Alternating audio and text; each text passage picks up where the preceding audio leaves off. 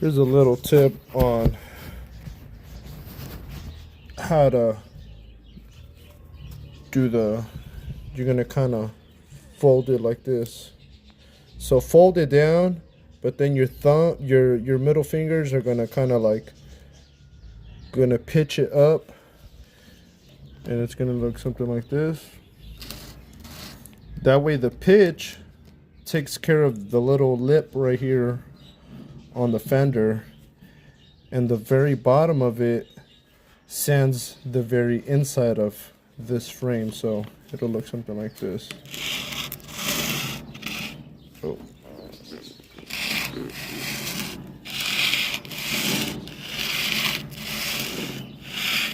Yep.